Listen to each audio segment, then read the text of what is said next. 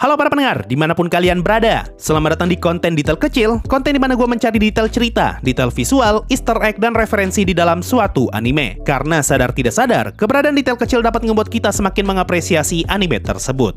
Nah, buat konten detail kecil kali ini, gue udah maraton anime Isekai non Birinoka beberapa kali, dan gue berhasil nemu cukup banyak detail yang menarik. So, kalau kalian penasaran, langsung aja, mari kita mulai.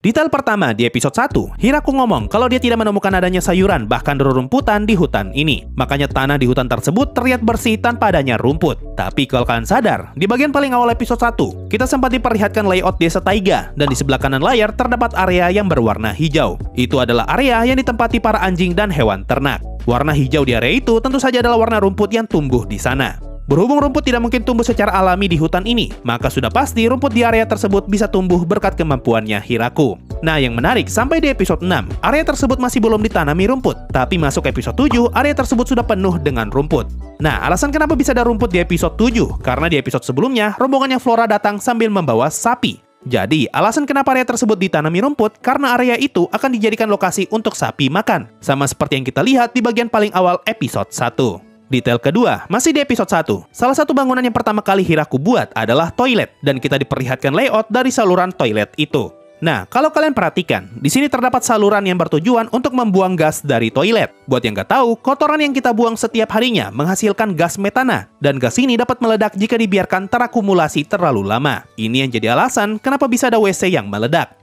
Untuk mencegah hal ini, diperlukan pipa atau saluran khusus yang bertujuan untuk mengeluarkan gas tersebut. Karena hal inilah Hiraku ngebuat saluran tersebut.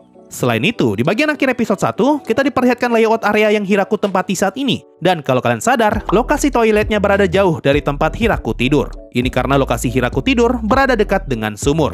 Buat yang nggak tahu, lokasi toilet atau septic tank tidak boleh berdekatan dengan sumber air bersih, agar sumber air bersih itu tidak terkontaminasi dengan kotoran septic tank. Detail ketiga, masih di episode 1, salah satu yang Hiraku lakukan di hari pertamanya di Isekai adalah menebang beberapa pohon dan ngebuat beberapa potongan kayu. Nah, salah satu potongan kayu yang Hiraku buat berbentuk setengah lingkaran. Itu adalah kayu yang Hiraku gunakan sebagai tempat duduk ketika lagi masak.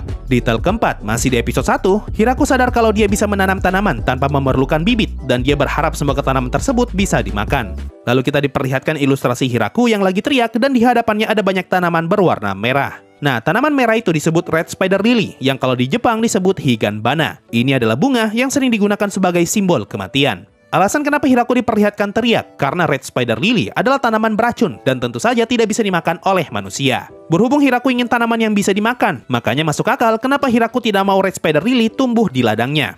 Detail kelima, setelah tanamannya tumbuh, salah satu sayur yang pertama kali Hiraku makan adalah tomat. Dan di sini Hiraku ngomong kalau tomatnya terlalu kecil. Kalimat ini terhubung ke episode 2, ketika Rurushi datang ke ladang dan Hiraku ngasih tomat ke Rurushi. Kalau kalian perhatikan, ukuran tomat di episode 2 sudah jauh lebih besar daripada tomat di episode 1. Detail ke-6, di bagian akhir episode 1, kalau kalian perhatikan, di sini Hiraku sudah ngebuat pegangan dan juga tangga untuk turun ke sumber air. Kemungkinan karena area tersebut rawan basah dan gampang licin, makanya Hiraku harus ngebuat tangga agar dia bisa dengan mudah naik turun. Detail ke-7, kalau kalian perhatikan cerobong asapnya Hiraku di episode 2, di sini terlihat kalau cerobong itu dibangun dengan menggunakan bebatuan yang saling ditumpuk. Lalu setelah para elf datang ke desa, Hiraku telah belajar banyak teknik baru untuk ngebuat bangunan, dan salah satu teknik yang Hiraku pelajari adalah teknik untuk ngebuat batu bata. Makanya di episode 5, cerobong asapnya sudah dibuat dengan batu bata yang tersusun rapi.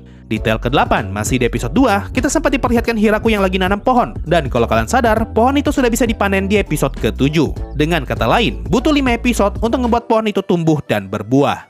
Detail ke-9, di episode 3, Tia menjelaskan alasan kenapa dia mengejar Rurushi. Lalu kita diperlihatkan ilustrasi Rurushi yang lagi meledakkan kastil dan muncul gambar ini. Buat yang nggak tahu, gambar ini mengambil referensi dari template meme yang pernah ramai di tahun 2016, yaitu meme To Be Continue. Ini dia contohnya.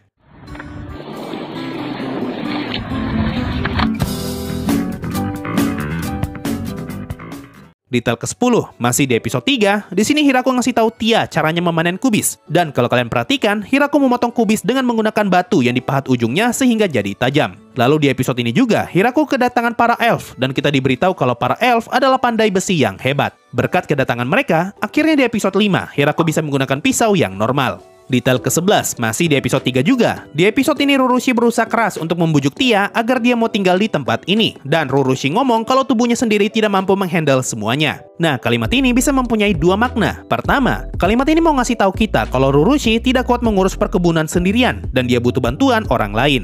Kedua, kalimat ini merefer ke kegiatan malam antara Rurushi dan Hiraku. Dengan kata lain, kalimat ini menjadi penanda kalau mereka berdua sudah berhubungan dan akhirnya Rurushi pun hamil di episode ke-10. Detail ke-12, di bagian akhir episode 3, kita diperlihatkan Hiraku yang lagi berlatih memahat dan dia menggunakan lentera sebagai sumber cahaya. Nah, kalau kalian perhatikan, desain lentera yang ada di episode 3 ini terlihat simple kalau kita bandingkan dengan desain lentera di episode 5 ke atas. Detail ini mau ngasih tahu kita kalau kemampuan Hiraku dalam membuat kerajinan tangan sudah semakin hebat dan dia berhasil membuat desain lentera yang lebih kompleks. Detail ke-13, detail yang satu ini sih gua rasa kesalahan gambar, tapi mungkin juga disengaja. Di episode 4, kita diperlihatkan Hiraku yang lagi masak nasi di depan pohon besar. Nah, ketika Hiraku masak ikan, di sini terlihat kalau dia sedang duduk di atas bongkahan kayu berbentuk kotak. Tapi ketika Hiraku masak nasi, tempat duduknya malah berubah menjadi persegi panjang.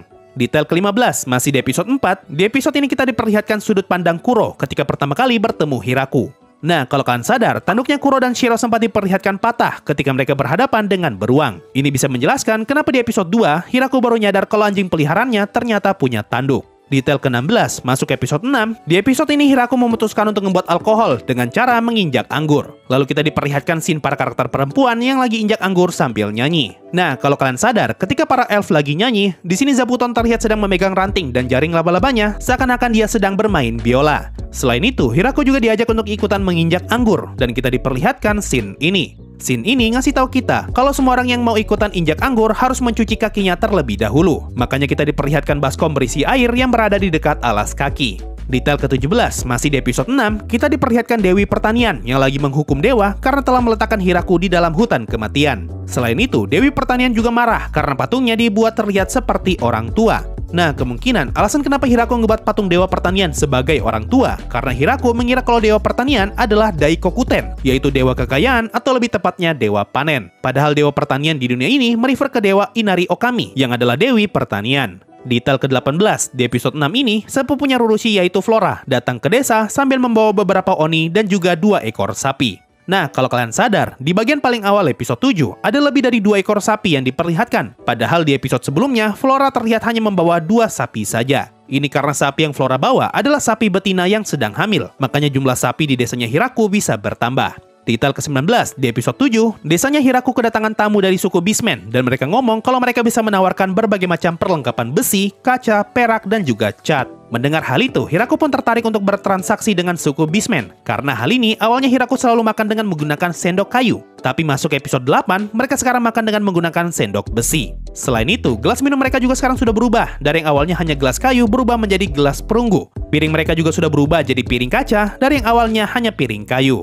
Detail ke-20, di episode 10, kita diperlihatkan Frau Ren yang lagi kerja dan kalau kalian notice, kertas yang Frau Ren gunakan terlihat tidak rapi di bagian pinggirnya. Berbeda dengan kertas yang Frau Ren pegang di episode 8 dan di episode 11. Kemungkinan alasan kenapa kertas di episode 10 terlihat seperti itu karena itu adalah kertas yang diproduksi langsung oleh orang-orang dari desanya Hiraku. Sementara kertas yang rapi adalah kertas yang berasal dari kerajaan. Detail ke-21, masih di episode 10, kita diperlihatkan Lastimon yang lagi bawa produk desa untuk dijual di tempatnya Michael. Dan Michael meminta tolong Lastimon untuk mengalahkan monster laut. Lalu kita diperlihatkan scene ini. Nah, buat yang nggak tahu, scene ini merefer ke transformasi Ultraman dari manusia menjadi Ultraman. Detail ke-22, di pertengahan episode 10, kita diperlihatkan Zabuton yang lagi membuat baju untuk bayi. Padahal kehamilannya Rurushi baru ketahuan di bagian akhir episode 10. Ini berarti Zabuton sudah tahu duluan kalau Rurushi lagi hamil sebelum orangnya sendiri sadar. Detail ke-23, di bagian akhir episode 10, para elf ngomong kalau mereka berhasil menemukan dungeon yang berisi Blood Viper. Dan si Mountain Elf ngomong kalau daging Blood Viper dapat menambah hubungan suami istri dan membuat mereka bisa mempunyai anak.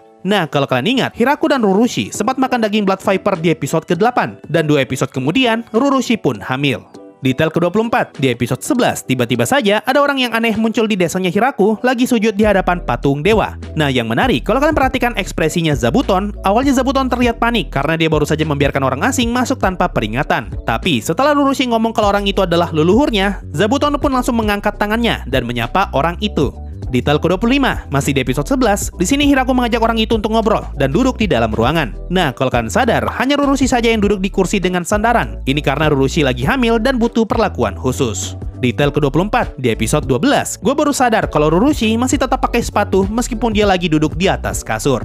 Detail ke-25, di pertengahan episode 12, Hiraku kepikiran untuk ngebuat medali yang bisa digunakan sebagai mata uang. Lalu tiba-tiba salah satu bocah datang ke Hiraku sambil bawa medalinya untuk ditukar dengan anak, dan Ria bereaksi mendengar permintaan itu. Nah, kalau dilihat dari reaksinya Ria, sepertinya Hiraku masih belum pernah tidur dengan Ria. Makanya Ria masih mencari cara agar bisa tidur dengan Hiraku. Padahal kalau di versi manga, sebenarnya Hiraku sudah tidur dengan 40 lebih cewek penduduk desa sebelum akhirnya Rurushi ngomong kalau dia lagi hamil. Dengan kata lain, versi anime sepertinya melewati bagian ini dan sengaja ngebuat Rurushi jadi satu-satunya orang yang sudah tidur dengan Hiraku. Dan detail terakhir, di bagian ending animenya, kita diperlihatkan para penduduk desa yang lagi pegang bunga berwarna kuning. Dan di akhir, mereka semua memberikan bunga kuning itu kepada Hiraku. Nah, kemungkinan bunga itu adalah bunga tulip kuning atau yellow tulip yang mempunyai makna kebahagiaan, keceriaan, dan harapan. Berhubung mereka semua memberikan bunga itu kepada Hiraku, ini berarti para penduduk desa berharap agar Hiraku dapat selalu bahagia dan juga ceria. Nah, itu tadi semua detail menarik yang berhasil gue temukan setelah maraton Isekai non Birinoka beberapa kali. Ada banyak banget detail yang gue suka, salah satunya adalah detail yang berhubungan dengan perkembangan desa. Detailnya memang tidak begitu kelihatan, tapi berkat hal itu kita bisa melihat desanya Hiraku berkembang secara perlahan. Mungkin itu saja untuk video kali ini, makasih semua sudah mendengarkan sampai di titik ini. Sampai jumpa di video berikutnya, dan bye-bye!